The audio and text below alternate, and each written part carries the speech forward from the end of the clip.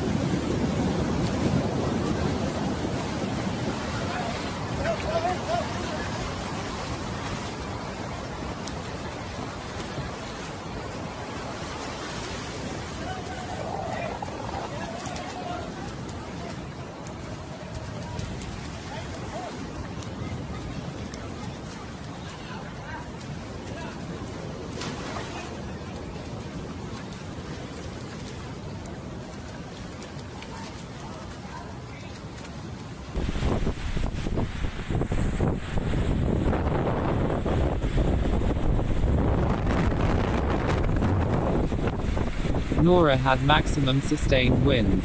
Hurricane NORA on Saturday formed in the eastern Pacific and approached Mexico's Puerto Vallarta area. Please like and subscribe to our channel for more videos. Thanks for watching.